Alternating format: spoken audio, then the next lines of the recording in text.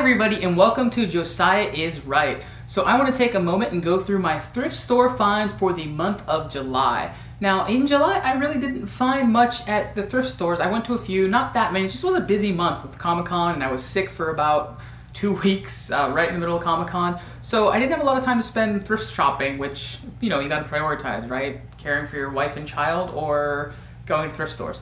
But I still went to a few places, and I had a few people give me some things. So I'm going to start with one of those people, and this is from my coworker Anna. So now this is really cool. It is a create your personalized comic books from Marvel. So this is from the early 2000s.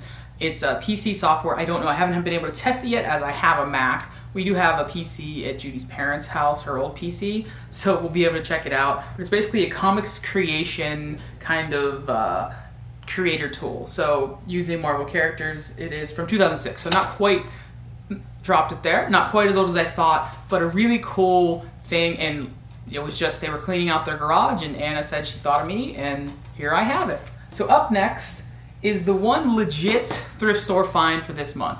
Well, actually not even a thrift store. So this was found at the library bookstore in Westminster, I think. So the Orange County Library.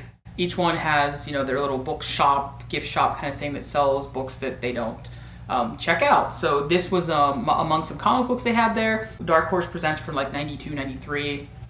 I will cheat and find out the year.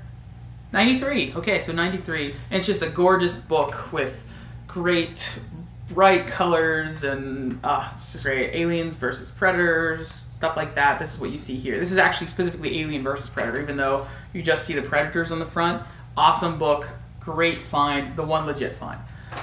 So sort of the great haul that came in this month was thanks to my friend Ellen. So thank you, Ellen. Ellen sent me some really cool stuff, a lot of retro gaming stuff, which I will get to in a moment. But before that, she sent me some GoBots. So she sent me a total of 6 of them. So you can see each one here, or 2 of them here, each one. 2 of the 6 here, and obviously I will cut to a shot of all of them. Now some are in pretty junked up shape. The blue one I have in my hand right now is really beat up, but some of them are really good shape. And I'll tell you what, for being from 1984, for I think most of them when I checked the year, 1984 from Bandai, which I didn't even realize. I guess that's who makes these things. But they're in really pretty good shape. They mostly function well. The wheels are there for most of the cars. So the other thing she sent me, other things actually. So first, 2 retro NES controllers. I think there's 2. So there's one in the box and one out of the box, and they're actually the same company. These look and feel really good. I haven't actually played with them to test them, but these are some really good reproduction NES controllers. I really, really like these, so I'm excited to use them. I haven't actually used them yet. On my Retro Trio, I have the 6-button SNES controller, at least their reproduction of it, and I just use that one for pretty much everything, but it'll be awesome to play my NES games with a much more legit controller. Next is this guy. So the it is the Retron 3 from Hyperkin, yes. So these are the guys who make the Retron 5, which is, at least in my mind, a little bit of a controversial device just because of the supposedly stolen emulation software. But this device is just a legit retro system. It's just a reproduction system of your 3. And one thing I like about it is the order of the systems are different here. So you have the NES slot up front, and then it goes Sega Genesis, and then Super Nintendo. So it's just a different design than what I have.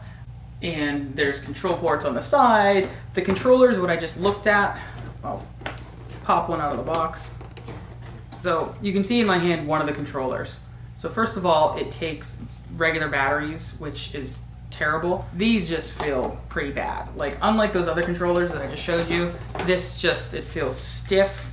It just doesn't feel right. It just, I don't know. This is not my favorite controller. But the cool thing is you can plug controllers in, so you don't have to do that. But I'm excited to try it, to compare it to my Super Retro Trio, which I do really like.